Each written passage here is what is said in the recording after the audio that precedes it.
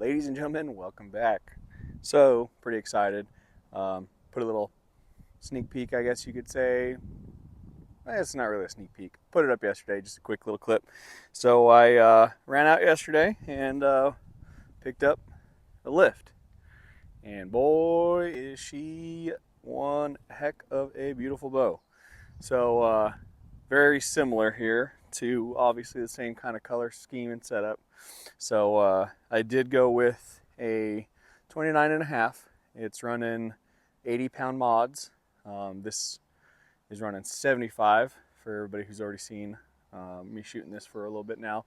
My VX3, so V3X. Words are hard. So yeah, 80-pound mods on this. It's the mossy oak, which normally I'm not a big mossy oak kind of guy. Camo pattern wise, they're not bad, but just never anything that's caught my fancy. This one though, I mean, it is very clean. I really do like the color. I know Hoyt kind of has the market covered down when it comes to the oh, I'm gonna butcher the name. Cam Haynes has his pattern, and I think that's a pretty slick color, that camo scheme. But they kind of have it cornered on the market there with Hoyt. So this is really nice. Obviously, being a lift, significant weight difference here, and we're talking just bare bow, even without running anything extra on it. So that's pretty sweet. It shoots really good. Obviously, most people have had chances to play with these already. They've been out for a little bit. I held off and kind of wanted to wait until I really knew what I wanted to get into with some of this stuff. So finally pulled the trigger and couldn't be more pleased. So I'll run through this real quick. All right. So like I said, 29.5 lift for Mathews, 80-pound mods. My draw is right at about 28, so nothing crazy there. Pretty average. I'm 5'9", nothing crazy. I did find, and it's awesome, this green. I did put some tape on. I'll get to that in a second.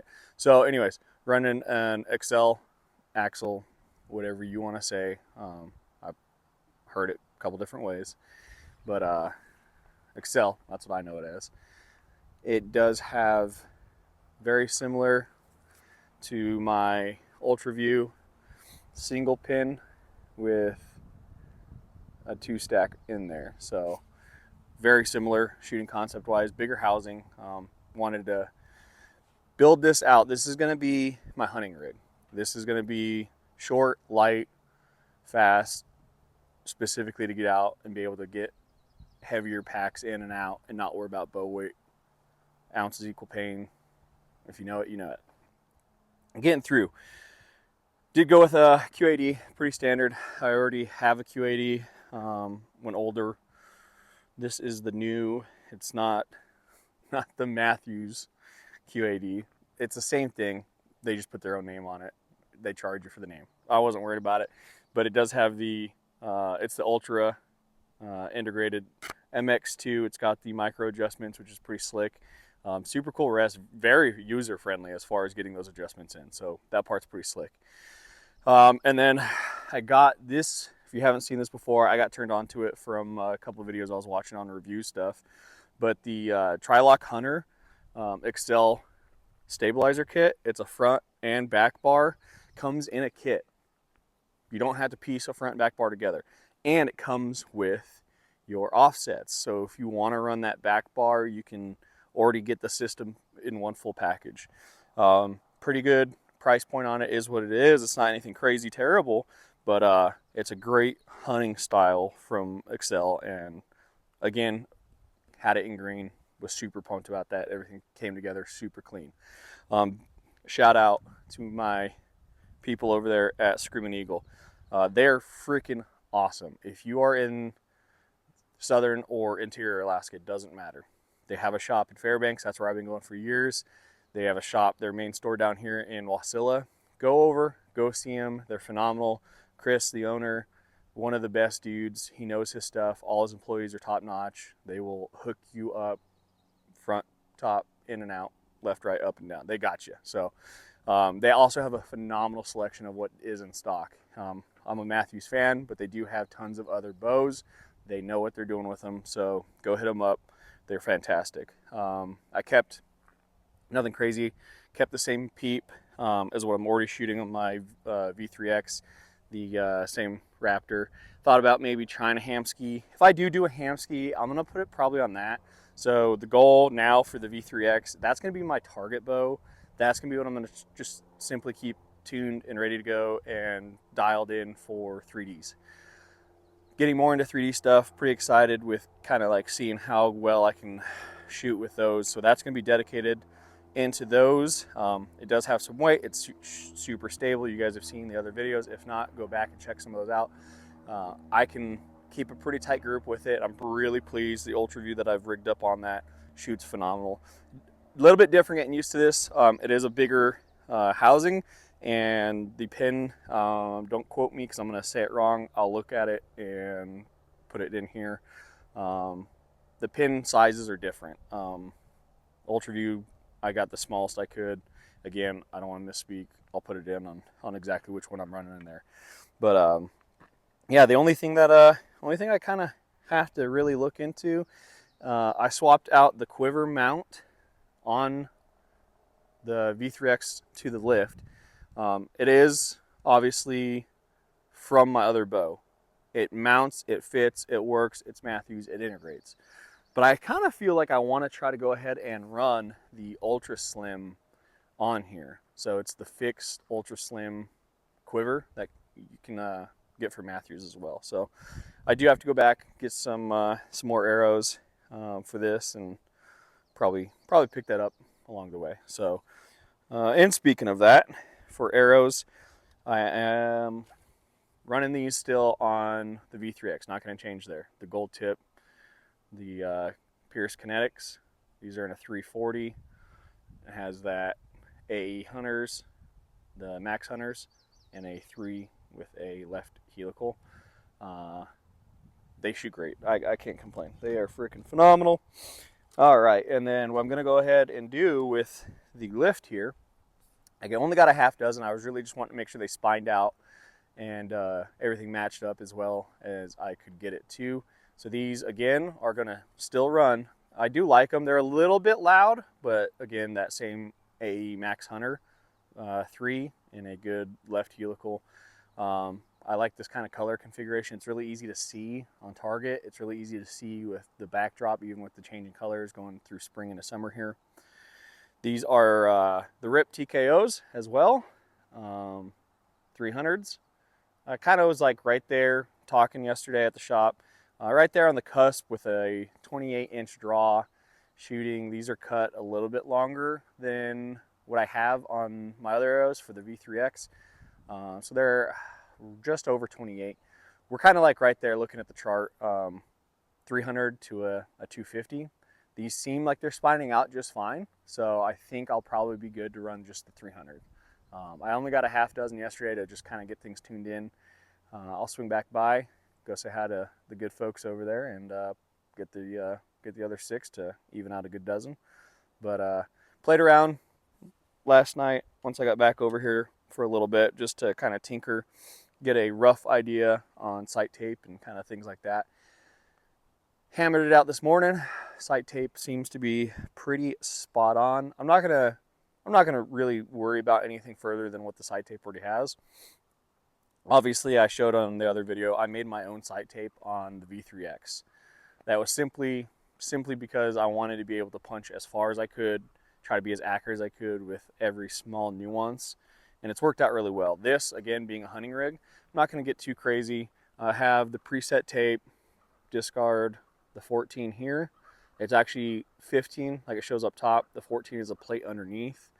The kits come with a multitude of plates that are pre-printed metal plates, which is phenomenal. I think that's an awesome thing to have in there because you don't have to worry about gluing, taping, covering, protecting anything that you do on your own while you're in like a hunting situation. So I did also have, it comes with the sight tapes, the sticker ones. I did have the plate on there. I was a little bit off, tinkered around, settled where the 15 tape is what I need. I don't have the 15 plate. It only gives you a certain multitude of plates it gives you every sight tape on paper. So I'll probably jump onto the website, get the other kit. You can ask and order the actual plates for any of them that you don't have. But yeah, that's it in a nutshell. I'll stop running my suck here and throw a couple shots for you guys to see. I'll do a comparison. I'll shoot a couple out of the Lift, and then I'll run a couple out of the old bow. And accuracy-wise, they're spot on. I mean, it's nothing that I wouldn't expect out of Mathews for performance. I don't know what this is chronoed at yet. I need to run it through my chrono and see the V3X in my gold tips that I have for it. It's right at the 282, 283 range is kind of like the FPS that I was averaging. Obviously, that's a 75-pound mod on there. These are running 80. I would imagine this has got to be right there in the 300 range. Total arrow weight is still right around the same. My total arrow weight on all these last arrows I've been shooting out of the V3X are right at like 445, 440, 445. The tolerance on some of them is a little bit different, but we're averaging right in there at the 445 mark.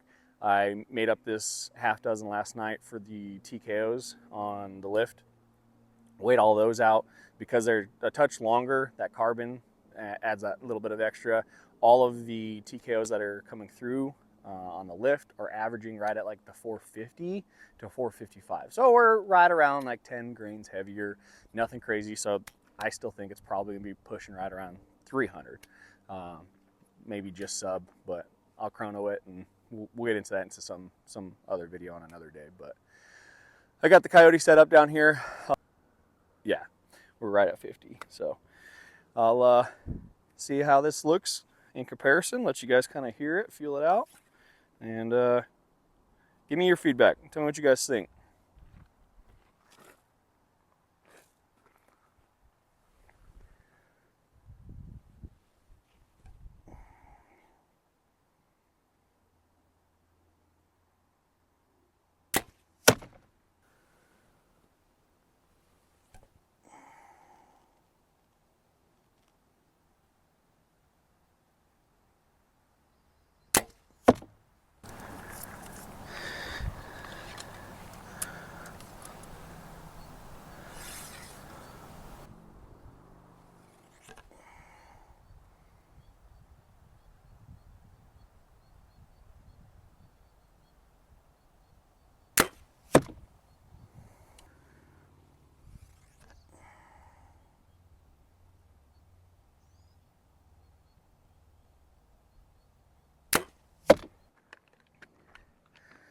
All right, like I said, they both shoot phenomenal. I cannot complain on either end of that. I do believe, just kind of from shooting and feeling, the Lift is a little quieter, rightfully so. They've got some more technology compared to the V3X. This is an older model for what some people consider like, you know, a few years out of date. Obviously, every year they come out with something bigger and better. This thing shoots so well, though, I cannot complain about. Even the sound out of it isn't anything bad. It's a touch noisier. You're getting into nuances of how nitpicky you want to be on some of that stuff, though. So yeah, the draw cycle on the V3X is definitely softer. Not just because of the mods being 5 pounds lighter, just the draw cycle as a whole. The Lift does have a slightly more aggressive draw cycle starting out. I get it. Some people aren't a fan of that. They want something smooth throughout the whole cycle. I like it. I don't have a problem with that heavy draw cycle right out the gate. I can pull it, and I feel pretty comfortable pulling it. The thing that I really see a big difference in that I like a lot out of that draw cycle, the Lift is absolutely dead. Once you get back and you break it over, the back wall on it, I mean, I feel like I'm running my elbow into a concrete wall. There's nowhere else for me to pull. It is so easy to pull through that, hold steady, and have that solid back wall. V3X has a little bit of play. I can feel there's some sponginess in that back wall. I've never really had a major problem with it. It feels good to shoot still, but that Lift definitely has that next step up from that feeling in that draw cycle. It's a shorter axle. Obviously, it's going to feel a little bit different balance-wise, but I mean, I'm so pleased with it. I have no other expectations but all year long, running it through the rest of the season. Hopefully it's just nothing but smiles and giggles out of just performance and satisfactory. So I'm super excited with that. Shot wise, I can't have a discernible argument against either one. Could I take this and hunt with it every single day of the week? Absolutely. I've been hunting with it the entire time I've had it. So it's not going to be a bow that I let go lightly. I'm never going to let it go, period. It's not going on sale. It's staying at the house. It's going to just be a good bow to take out, do some 3Ds with, and try to get a little more competitive and see how I can run this. And then the lift, it's game on. It's going to be time to go start finding some critters and really hammering down with that thing and seeing what we can do this year. But I'm thrilled. We'll get this thing really dialed in and feeling good, and hopefully go lay some animals down with it this year. But all right, thanks for sticking around, you guys. We'll get some more practice in, touch around with this thing, fine tune some more stuff here. But keep shooting, keep going, make it work. You guys will get there. I'm still trying. So, all right, guys, have a good one.